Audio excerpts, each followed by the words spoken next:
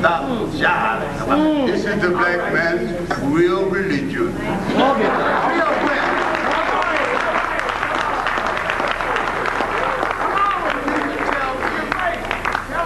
That you had no religion until the 7th century A.D.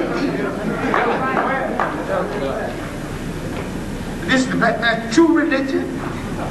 I got nothing against you. Join anything you want to. But you convert it into everything that touches your life. Waste your time and your money must become an instrument of your liberation or thrown into the ash can of history. You got no time now. This is the least original of the world's religions. It came into being so fast, moving to a vacuum created by the corruption of Christianity by the Romans. It had to take a few saints from Zoroastrianism, a few saints from Judaism, until it had put itself together. It's a composite religion. Right. Now, one of the reasons why we have not understood this in relationship to the whole concept of race in Europe, we have not understood Nile Valley civilizations. Too many times we use color when we should concentrate on culture. Okay. It matters less than a damn whether all Egyptians were pure black. All right. I have not made that claim. That is not the claim that's being made. The idea is that these were people in the main who came from the physical body of Africa. And no European would come all the way to Africa and build a civilization of this nature before they built a shoe in Europe or a house with a window.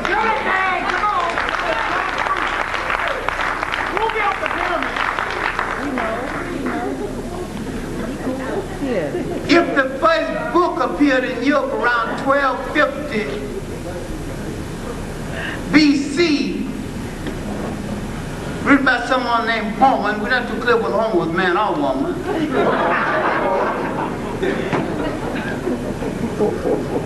Now, that civilization was old and in decline by then. The pyramids and the Sphinx was already there. The Hebrew entry has come and gone.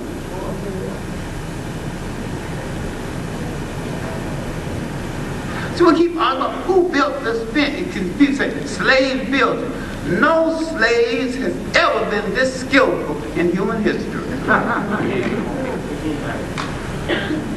You can go to the pyramids right now, and those blocks of stone are so close together, they've been there 5,000 years, you can't even launch a playing card in the seams. They've got no bonding agent.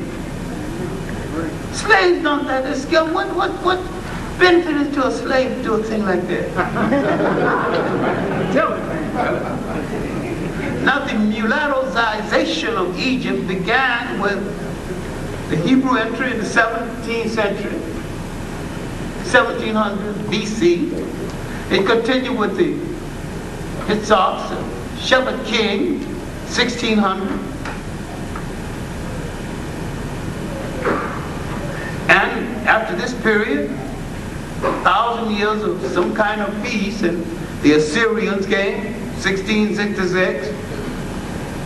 The Iranians, 550 BC. The Iranian was so bad that Africans cried out, "Oh God, if you can't send me a liberator, send me a conqueror that will show mercy." Now you know what happened when the little Greek, Alexander the so-called Great, knocked at the door. Now this was the first purely European aggression. And he wasn't that aggressive because it wasn't necessary. He was, to some extent, a benevolent conqueror. A first-rate diplomat, a second-rate warrior, but that's another lecture. But he did open the door for the ultimate appearance of the Romans. All right, we're dealing with racism now. And this is something we've got to deal with. The Romans and the Greeks were smug and exclusive, but they were not racist in the present sense, although Aristotle said quite a number of things that can be interpreted as racism and might well be racism. Prejudice in itself and preference in itself is not racism. The racism that we are dealing with right now came out of the 15th and the 16th century. The rise of Europe after the Middle Ages, the Crusades, and the beginning of the slave trade in the 15th and the 16th century. This is what we got to really deal with. Europe, during the Crusades, partly religious, partly hustlerism, partly Arabian party. Right. But after this was over, famines, plagues, Europe had lost almost 1/3 of its population. They're looking for an outlet. During the Crusades, they had found some things over and above anything they'd seen in Europe. Fine fabrics, beautiful designs. They brought these things back into Europe with the Africans, Arabs, and the Berbers controlling Spain from 711. They've discovered something called soap. They began to use.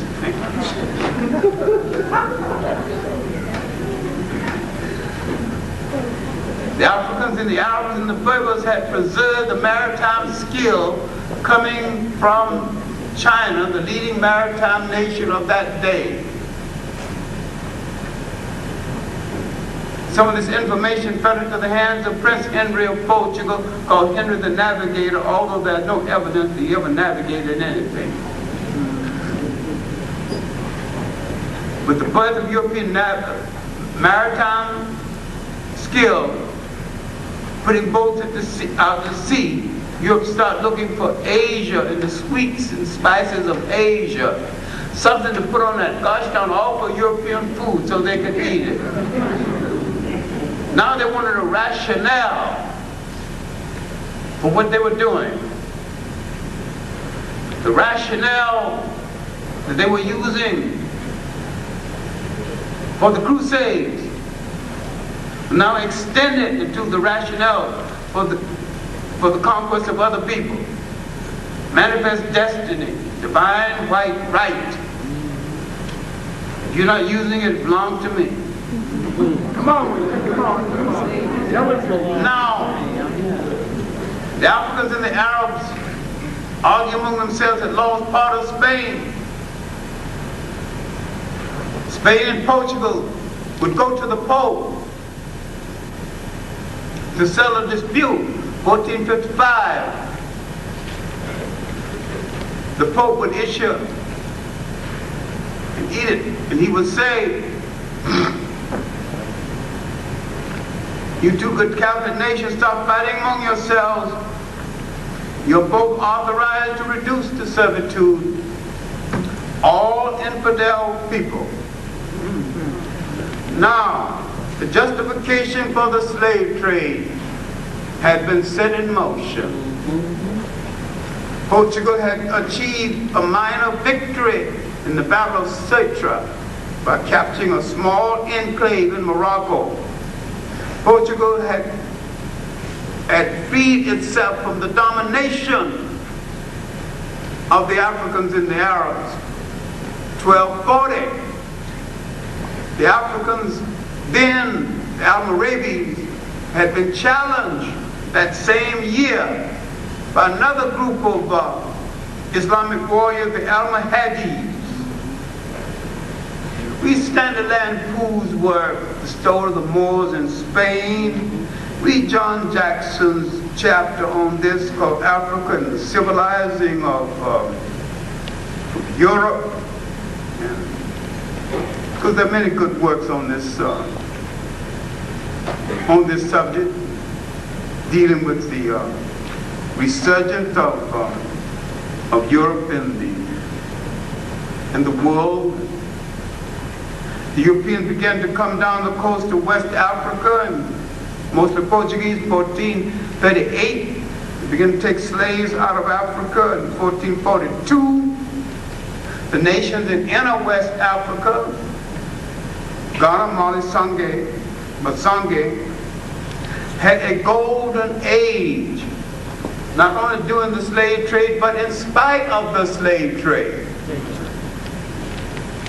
And we keep missing this. We think the slave trade, nothing else happened.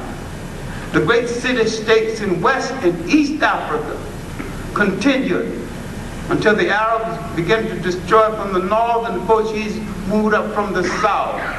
Then the Portuguese and Arabs met, therefore forming the largest slave trading post in East Africa, one of the largest in the world, at Zanzibar, mostly by the Arabs from Kuwait and the Arabs from Oman. Omani Arabs and Kuwaiti slave trade.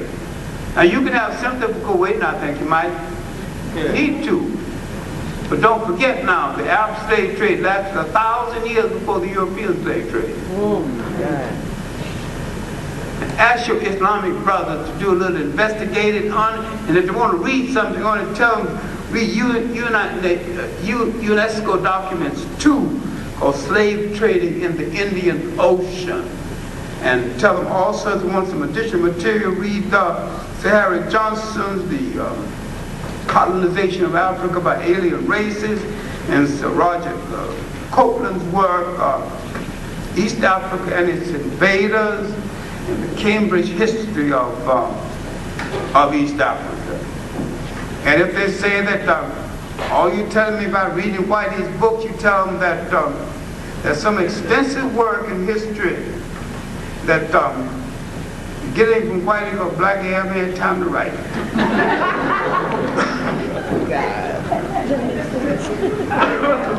We don't get those grants.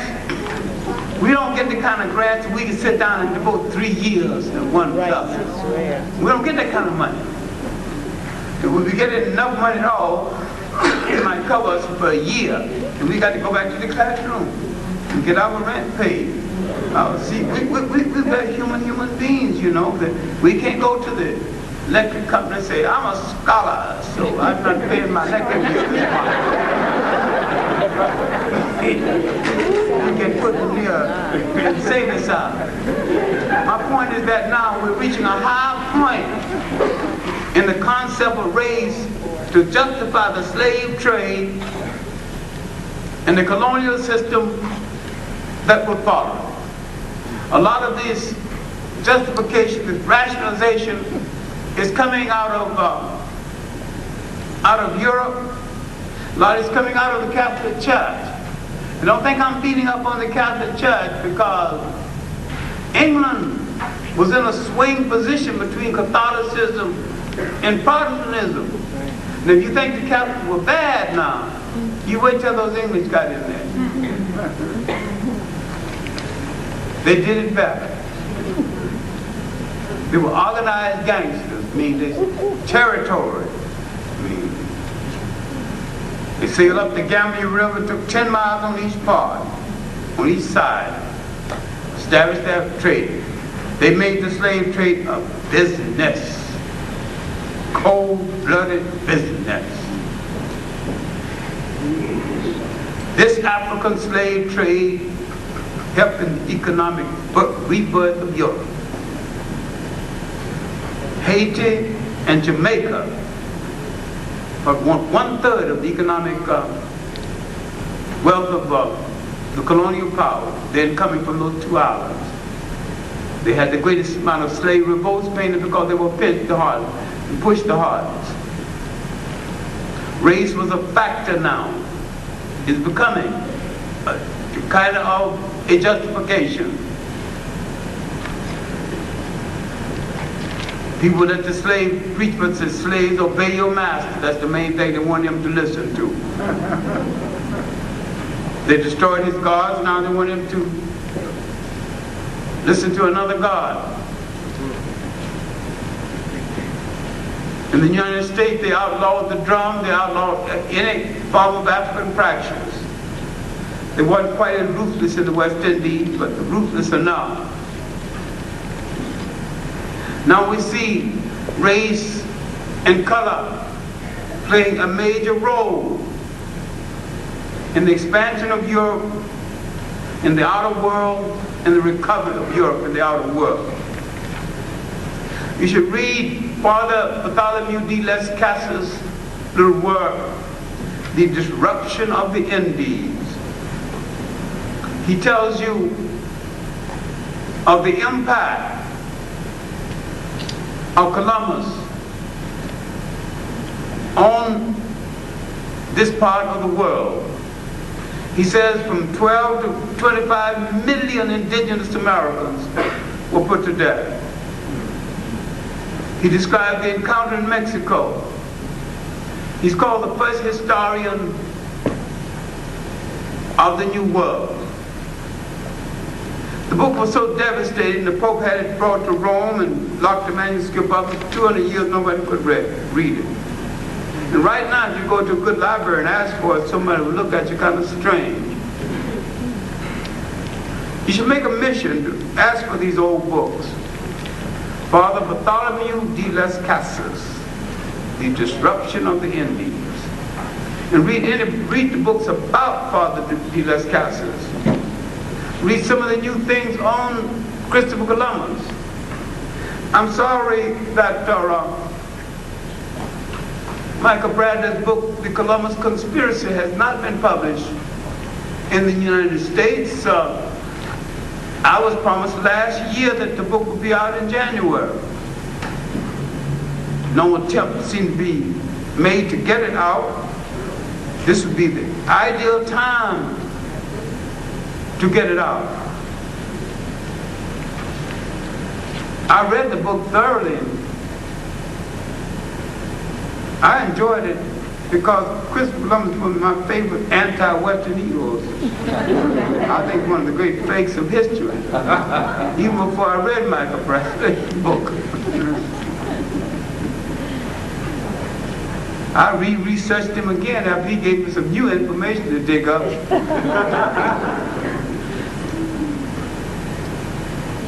There's also a book called Conquest of Paradise about Columbus. There is documents on West Indian history by Eric Williams. Now I'm going to close in something that has no ending anyway. One thing about the Baptist tradition, you take your text, you leave your text, you come back to it before the end and let people know that you know your text. But once you get started, it's hard to stop. What I'm saying is that we have survived the longest Holocaust in history. That's right, that's right. And let no one say they have a monopoly on the word Holocaust. Faith has not spared us for some casual reason. Some people have been hit less than we, and they're now extinct. We need to look beyond tonight's lecture. We need to look at the racism and the expansion of Europeans to the Pacific. The wholesale murder of people in the Pacific, the destruction of people on the island of Tasmania, people in India. We need to take a holistic world view of the tremendous cost to the world for European expansion. And it wasn't necessary. I maintain that had Europe entered a genuine partnership with the people of the world, slavery wouldn't have been necessary, racism wouldn't have been necessary. They would not have had to turn their souls into pretzels in order to create a rationale for their world domination. The domination of the world by any one people is rather stupid. And any one people who think they must dominate the world must be terribly insecure. It was not your bravery that brought this about, it is its fear. Its lack of bravery. Not man, which is my great lack of it. Then what will we do in the world of tomorrow, considering there's a billion of us on the face of the earth? We have to start producing instead of consuming everything. We must reclaim the continent of Africa, all 12 million square miles of it. We must create the kind of humanity where all men can walk in peace and walk with dignity. I didn't say forget, and I didn't say forgive, and I'm not advocating nonviolence. Very good. I'm advocating the strategic use of violence whenever it is necessary for your self-defense. All right.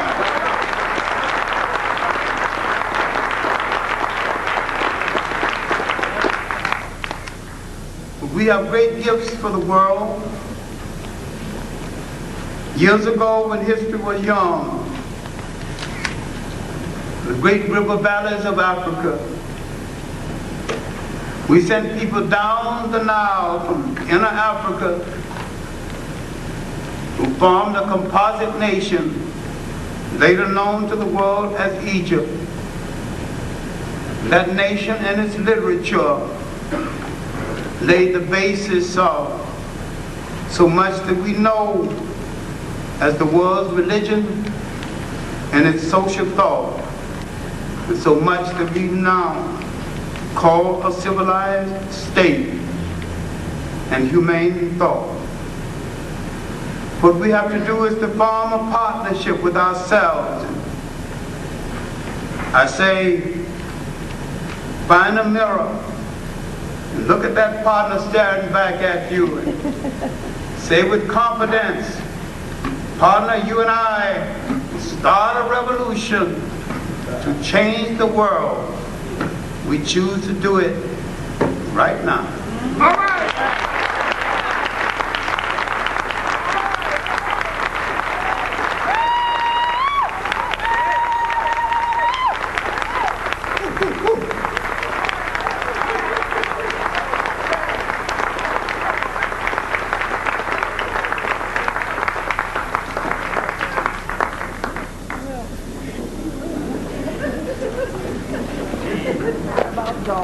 Dr. Clarke has given us a wonder. That's right. To behold and a wonder of this world, and telling us how to deal and how to move forward and how to go in this struggle and in this battle. I'm ready to give him another hoo hoo hoo. Hoo hoo hoo.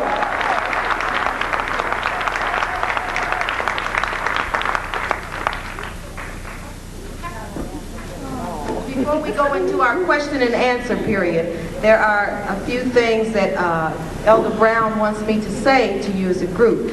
Now, this is not the only great lecture series that has been sponsored by our host group of people.